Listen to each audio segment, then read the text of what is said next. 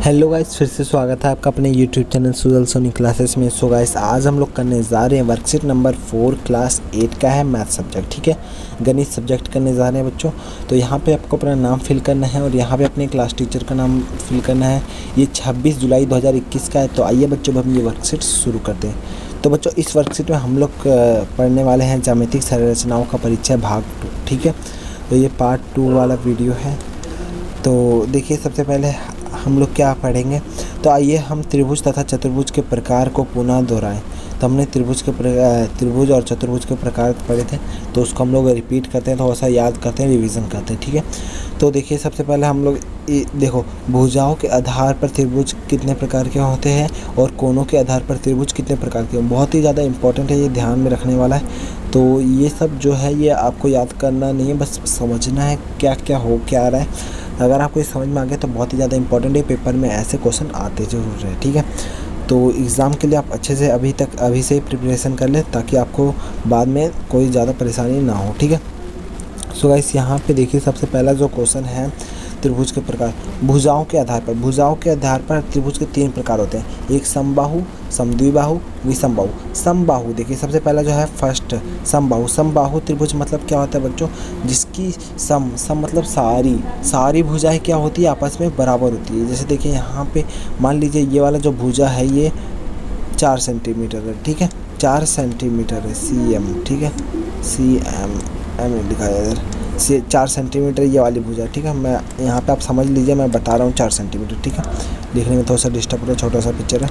ये 4 सेंटीमीटर है, तो ये भी 4 सेंटीमीटर ही होगा, और ये वाला भी है, ये भी 4 सेंटीमीटर होगा। मतलब ये इसके बराबर होगा, ये भी इसके बराबर, ये भी इसके बराबर, तीनों एक दूसरे से बराबर होगा। तो ये क्या, कौन सा त्रिभुज होगा, ये समबाहु त्रिभुज होगा। ठीक है, अब इसके बाद है समद्विबाहु त्रिभुज। द्वि मतलब 2 होता है, जिसकी 2 भुजाएं बराबर होती है, वो क्या होता है, समद्विबाहु त्रिभुज। देखिए, जैसे यहाँ पे देखिए, एक ये वाली भुजा और एक ये वाली भुजा, दोनों क्या हो रही है, आपस में बराबर हो रही है। देखिए, मतलब दोनों एक जैसे ही लग रहे हैं, और ये थोड़ा सा लंबा ज़्यादा लग रहा है। ये देखिए, यहाँ से यहाँ तक लंबा कुछ ज़्यादा है। तो इसकी जो 2 भुजाएं बराबर होती है, उसे हम लोग कौन से त्रिभुज कहते हैं, समद्विबाहु त्रिभुज। ठीक है, जिसकी 2 भुजाएं बराबर। और विषमबाहु त्रिभुज, जिसकी ना एक भी भुजा बराबर नहीं होती, मतलब तीनों जो होते हैं अलग अलग होते हैं। देखिए, इसका यहाँ से देखिए, आप साइज में भी देख सकते हैं, छोटा है, ये से थोड़ा सा बड़ा है, ये सबसे बड़ा है। ठीक है, तो ये अंतर होता है। तो ये होता है विषमबाहु, जिसकी तीनों भुजाएं अलग अलग होती है, कोई भी भुजा बराबर नहीं होती है। ठीक है गाइस, देन उसके बाद है, यहाँ पे देखिए, एक सेकंड, देन उसके बाद है कोणों के आधार पर त्रिभुज भी 3 प्रकार के होते हैं। एक न्यून कोण, समकोण, अधिक कोण। न्यून कोण मतलब जो होता है, जो क्या होता है, जिसके सभी कोणों का माप 90 से कम होता है। मतलब जो भी उसका कोण होगा उसका माप क्या होगा, 90 डिग्री से कोण कम होगा। जैसे कोई एंगल बना लिया, ये देखिए, मान लीजिए त्रिभुज है। ठीक है, त्रिभुज का ये जो कोण होता है, ये वाला कोण, ये वाला। ठीक है, ये जो हो 90 डिग्री से कम हो, 90 डिग्री से कम, 90 डिग्री से कम, 90 डिग्री से कम होगा। ठीक है, से कम होगा, तो ये कौन सा कोण होगा, न्यून कोण। ठीक है, से कम होगा तो न्यून कोण। ठीक है, अब देखिए, मान लीजिए मैंने एक त्रिभुज बनाया, एक सेकंड,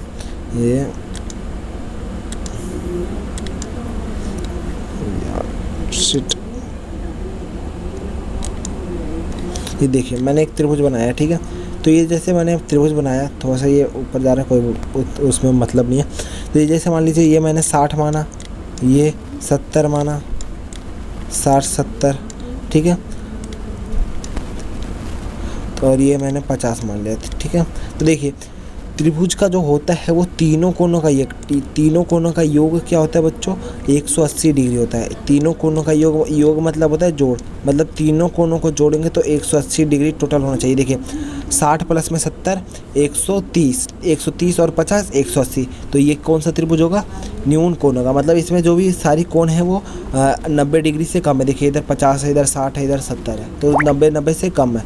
तो ये कौन सा कोण है, न्यून कोण है। अब देखिए, मान लीजिए यहाँ पे समकोण बनाना होगा। समकोण में क्या होता है, समकोण में कोई भी एक कोण क्या होगा, वो 90 डिग्री का होगा। ठीक है, जैसे मैंने इस तरह करके एक त्रिभुज बना दिया। ठीक है, देखिए, कुछ इस तरह का बनाया, तो ये वाला जो कोण है ये 90 डिग्री का है। ठीक है, ये 90 डिग्री का है, ये आप कुछ भी मान लीजिए, ये मान लीजिए आप 40 डिग्री का है, और ये कितना डिग्री का है, ये 50 डिग्री का है, ठीक है, 50 डिग्री का। तो ये टोटल कितना हो गया, 180। देखिए 90, 40, 130, 130 और 50, 180। तो टोटल कितना हो रहा है, हर त्रिभुज को जोड़ेंगे तो 180 ही होगा। अगर 180 से एक भी कम है तो मतलब वो त्रिभुज बनेगा ही नहीं, मतलब उसका जो लाइन होगा वो यहीं तक रह जाएगा, यहीं तक छूट जाएगा, मतलब बीच में गैप रह जाएगा, तो वो त्रिभुज ही नहीं बनेगा, ठीक है। उसके बाद है अधिक कोण। अधिक कोण जिसका कोई भी एक कोण का माप क्या हो, 90 डिग्री से ज़्यादा हो। जैसे मान लीजिए मैंने एक यहाँ पे एक एंगल बना लेता हूँ, एक सेकंड। देखिए मैंने एक ऐसा, एक सेकंड एंगल लेता हूँ इधर। जैसे मैंने एक इधर से इस तरह करके एक त्रिभुज बना लिया, इस तरह, थोड़ा सा डिस्टर्ब। जैसे मैंने इस तरह एक बनाया, एक इस तरह बना दिया, ठीक है।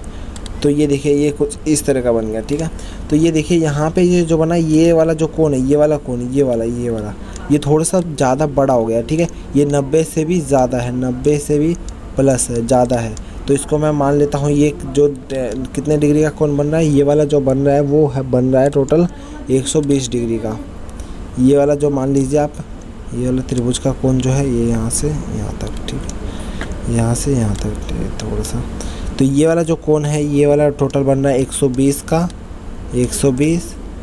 और ये बन रहा है, ये हम लोग मान लेते हैं ये 30 बन रहा है, ठीक है। 120 और 30, 50 डिग्री, 50 और ये भी हम लोग क्या मान लेते हैं, 30 डिग्री, ये भी मान लेते हैं, ठीक है। तो ये भी 30 डिग्री, यहाँ पे रेड है तो रेड में दिख नहीं रहा, तो ये भी 30 डिग्री हो गया, ठीक है। तो 120 और 30 था से 50, 50 और 30, 80, मतलब तीनों कोणों का योग कितना हो गया, 180 ही हो गया, ठीक है। तो आई होप आपको समझ में आ गया होगा, तीनों कोणों का योग मतलब तीनों में से एक ही कोण का योग 180 होगा। ये कौन सा कोण होगा, अधिक कोण, ठीक है। तो देखिए इसमें कुछ क्वेश्चंस दे रखे हैं, तो क्वेश्चन अभी हम लोग करेंगे, बट इससे पहले ये वाला जो यहाँ पे दे रखा है त्रिभुज के नाम, हम त्रिभुज का नाम अपने अनुसार लिख सकते हैं। जैसे ये देखिए त्रिभुज का नाम LKM रखा है, तो प्रतीकात्मक रूप से त्रिभुज को दर्शाना। तो यहाँ पे बार बार हम लोग त्रिभुज लिखने की बहुत ज़्यादा ज़रूरत नहीं है, तो हम लोग त्रिभुज का एक डायग्राम बना देते हैं, तो वही हमारा त्रिभुज हो जाता है। जैसे इस तरह करके एक इस तरह त्रिभुज बना दिया, फिर LKM लिख दिया, तो मतलब त्रिभुज LKM है, ठीक है। तो ये आपको समझ में आ गया होगा। तो इसी तरह हम बार बार लिख सकते हैं, कोई बार बार त्रिभुज दिखाने की कोई ज़रूरत नहीं है हमें, ठीक है। जैसे यहाँ पे देखिए त्रिभुज KLM, त्रिभुज LMK, त्रिभुज MKL, त्रिभुज MLK, त्रिभुज KML, त्रिभुज LKM, इस तरह यहाँ पे त्रिभुज दे रखा है। अतः सभी त्रिभुज समान है, इस त्रिभुज के कोनों और भुजाओं का नाम लिखो, ठीक है।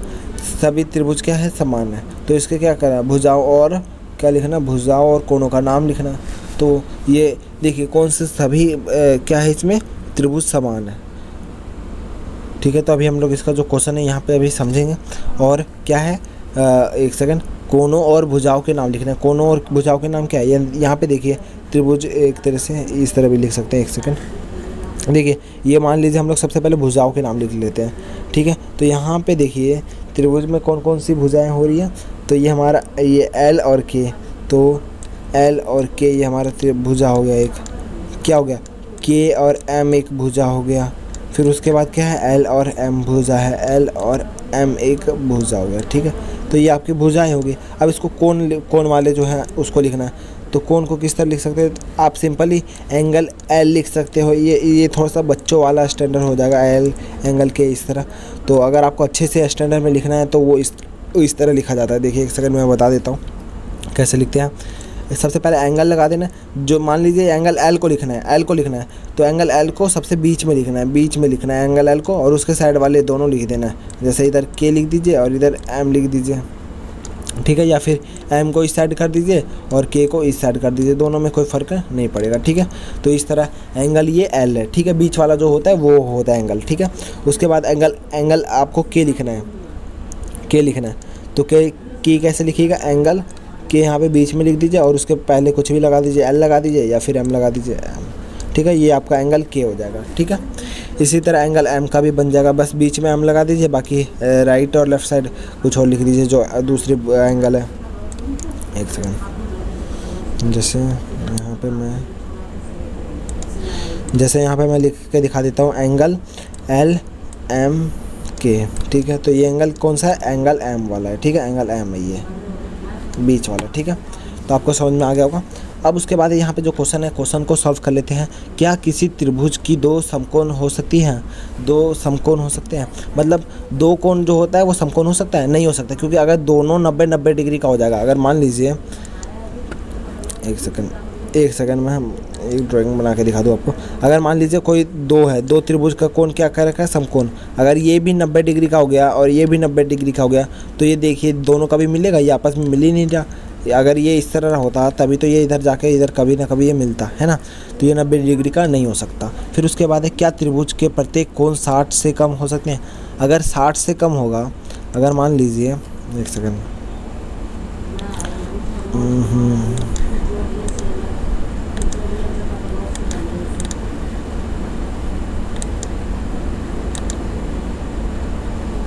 अगर 60 से कम होगा, मान लीजिए यहाँ पे देखिए क्या कर रखा है, 60 से कम। अगर 60 से कम होगा, मान लीजिए थोड़ा सा छोटा सा इस तरह कर देते हैं और इस तरह कर देते हैं, ठीक है। ये भी इस तरह कर देते हैं, 60 से कम होगा, ठीक है। और ये भी यहाँ पे 60 से थोड़ा सा, अरे यार ड्राइंग में थोड़ा सा डिस्टर्ब हो रहा है और ड्राइंग सही नहीं बनेगा तो आपको समझ में नहीं आएगा। मान लीजिए कोई एक ऐसा एंगल है, ठीक है, ये 60 से कम है, ठीक है। ये मान लीजिए 20 है, ठीक है। ये भी 20 है, ये भी 20 ही है, ठीक है। ये भी 20 ही है, ये भी 20 ही है। अगर ये 20-20 होगा तो ये कैसे मिलेगा? ये तो दोनों 20-20 40 हो जाएगा, बट यहाँ वाला जो एंगल होगा वो थोड़ा सा देखिए यहाँ पे ये बड़ा हो जा रहा है, ठीक है। तो ये 20-20 40 है, तो मतलब ये वाला 140 हो जाएगा। अगर यहाँ पे भी अगर 20 का ही एंगल बनाऊँ मैं कहीं पे भी जाके, तो अगर ये 20 का एंगल इस तरह बनेगा तो ये इस तरह कुछ बनेगा, तो ये थोड़ा सा छोटा होगा, तो ये तीनों मिल नहीं पाएगा, तो ये भी एक त्रिभुज नहीं होगा। अगर आपको अच्छे 3D मैप में समझना है तो उसके लिए अलग एक मैं वीडियो बना दूँगा। अगर आपको समझ में नहीं आया तो कमेंट में एक बार ज़रूर बताना मुझे, ठीक है।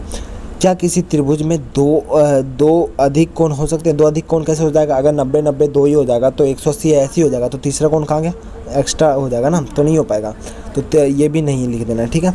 सिंपली आपको यहाँ पे फर्स्ट सेकंड में देखिए, इसमें भी आपको नहीं लिखना है, नहीं, यहाँ पे नो लिख देना, नहीं नो, आप दोनों में कोई सा लिख सकते हैं। नो आसानी से लिख रहा हूँ मैं, इसलिए मैंने नो लिख दिया। फिर उसके बाद है क्वेश्चन नंबर 4। क्या कह रहे हैं यहाँ पे, देखिए, एक त्रिभुज बनाइए और उसके माध्यिका दिखाइए। देखिए, उसकी माध्यिका दिखाइए। त्रिभुज की माध्यिका होती है, जैसे कोई भी मैंने एक त्रिभुज बना दिया, देखिए ये देखिए त्रिभुज मैंने बना दिया और त्रिभुज के बीच से मैंने एक लाइन ड्रॉ कर दिया, ठीक है। जैसे मैंने एक यहाँ से यहाँ तक एक ये लाइन ड्रॉ कर दिया, ठीक है। तो इस त्रिभुज की माध्यिका क्या हो गया? ये वाला एक लाइन हो गया, ये वाला, ये, ठीक है। अब मैंने एक यहाँ से एक और लाइन ड्रॉ कर दिया, एक इस तरह लाइन ड्रॉ कर दिया, तो इसकी भी माध्यिका एक ही ये वाली हो गई। एक और लाइन ड्रॉ कर दिया, मतलब एक इधर से भी लाइन ड्रॉ कर दिया, तो ये थोड़ा सा यहाँ पे बीच में नहीं जा पाया, मैं इसको बीच में से लाने की कोशिश करता हूँ। ये देखिए, एक यहाँ से भी लाइन ड्रॉ कर दिया, तो ये इसकी माध्यिका हो गई। तो इसमें एक त्रिभुज में कितनी माध्यिका हो सकती है? 3 माध्यिका हो सकती है। एक ये वाला हो सकता है, जैसे मैंने यहाँ पे P, Q और एक ये R, ठीक है। तो एक त्रिभुज में कितनी माध्यिका हो सकती है? यहाँ पे 3 माध्यिका हो सकती है। और त्रिभुज का आप ड्राइंग बना के ये वाला दिखा दीजिएगा, A, B, यहाँ पे एक सेकंड, ये C, ठीक है। कुछ इस तरह का बना के दिखा दीजिएगा, बहुत ही अच्छा बन जाएगा, ठीक है। देन उसके बाद यहाँ पे अभी तक हमने त्रिभुज ही पढ़ा है, अब चतुर्भुज के बारे में जान लेते हैं। तो देखिए, दिए गए चतुर्भुज का नाम लिखिए। तो चतुर्भुज क्या है? यहाँ पे एक सेकंड,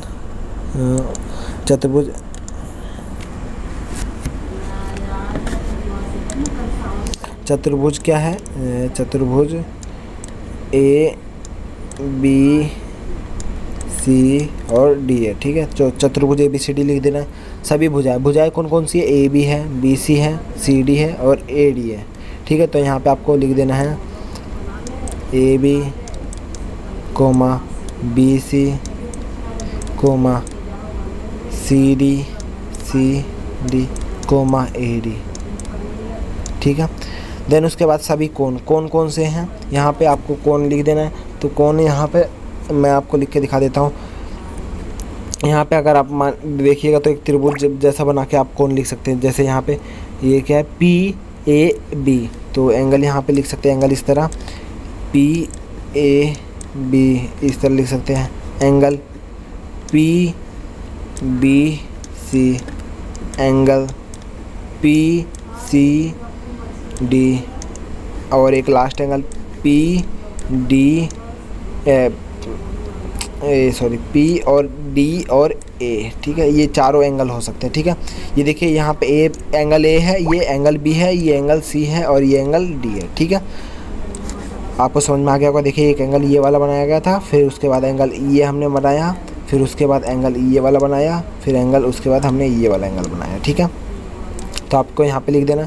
और सभी विकर्ण कौन कौन से होते हैं, जो बीच वाली लाइन होती है, ठीक है। तो विकर्ण कौन कौन से हैं, एक ए सी है और एक बी डी है। तो यहाँ पे विकर्ण यहाँ पे लिख देना ए और सी और बी और डी, ठीक है। तो आई होप आपको समझ में आ गया होगा। देन उसके बाद क्या है, ये देखिए त्रिभुज आकार के गुण। देखिए त्रिभुज के सभी कोणों का योग कितना होता है, 360 डिग्री होता है, सबको पता है। आमने सामने की भुजाएं समांतर होती है और बराबर होती है, आमने सामने के सभी कोण भी बराबर होते हैं, ठीक है। ये सब पढ़ने की चीज़ें बहुत ही आसान है। आमने सामने की भुजाएं समांतर और सभी भुजाएं बराबर होती है, ठीक है। प्रत्येक कोण माप 90 डिग्री का होता है। ये देखिए यहाँ पे देखिए चतुर्भुज के बारे में बताया गया था, और ये समांतर चतुर्भुज के बारे में, और ये वर्ग के बारे में, और ये आयत के बारे में। तो देखिए मैं सीधा बता देता हूँ जल्दी अच्छे से। देखिए चतुर्भुज की सभी कोणों का योग कितना होता है, 360 डिग्री होता है। समांतर चतुर्भुज के आमने सामने की भुजाएं बराबर होती है और आमने सामने के कोण भी बराबर होते हैं, ठीक है। वर्ग में क्या होता है, वर्ग में सारी भुजाएं बराबर होती है और इसका जो कोण होता है वो सारे कोण 90 डिग्री के होते हैं, ठीक है। आयत में भी क्या होता है, आयत में आमने सामने की भुजाएं बराबर होती है और इसमें भी 90 डिग्री के कोण होते हैं, ठीक है। आपको समझ में आ गया होगा इस तरह।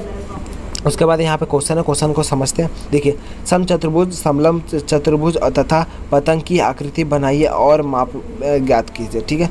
तो देखिए प्रत्येक भुजा, प्रत्येक विकर्ण, प्रत्येक कोण, ठीक है। तो यहाँ पे अगर मैं एक समचतुर्भुज और समलंब चतुर्भुज की आकृति दिखाऊं तो आपको कुछ इस तरह का, ये देखिए समलंब चतुर्भुज का क्षेत्रफल, परिभाषा और गुणधर्म, ठीक है। तो समलंब चतुर्भुज का सूत्र ये होता है, फॉर्मूला A H इंटू में 1 + A प्लस में B अपॉन में 2, मतलब 1/2 आधार गुना में ऊंचाई, ठीक है।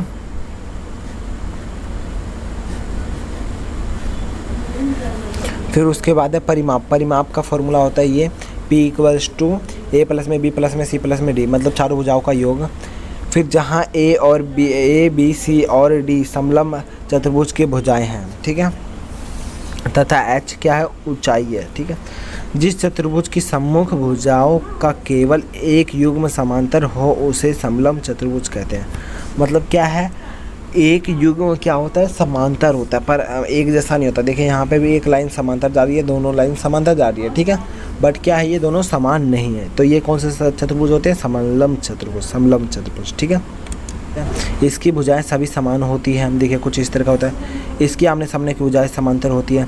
इसके विकर्ण तथा भुजाओं के मध्य बनने वाले आंतरिक कोणों का समद्विभाजित करता है। मतलब यहाँ पे देखिए एक जो ये विकर्ण आ रहा है, ये क्या करता है, ये इसको आधे भाग में बांट देता है, ठीक है, आधा इधर कर देता है। ये देखिए एक सेकंड, ये देखिए अगर ये यहाँ से यहाँ तक आ गया तो ये आधा हो गया, और ये भी फिर ये इधर से इधर, सॉरी क्या हो रहा है ये हाथ में, ये देखिए। तो ये यहाँ से लेके यहाँ तक एक आधा हो जाएगा, फिर आधा ये कि यहाँ से लेके यहाँ तक हो जाएगा, ठीक है। देन उसके बाद क्या है, इसके विकर्ण एक दूसरे को समकोण पर काटते हैं। समकोण मतलब 90 डिग्री पे काटते हैं। यहाँ पे एक हर में क्या बन रहा है, 90 डिग्री का कोण बन रहा है, ठीक है।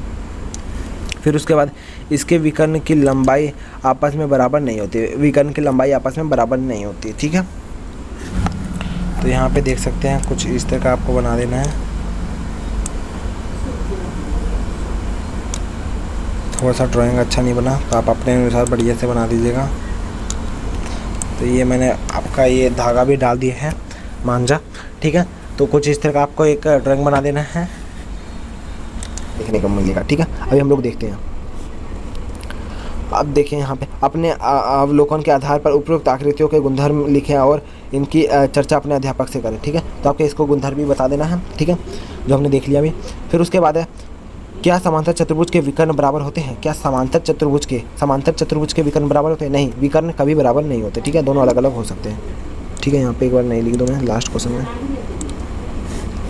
यहाँ पे नहीं।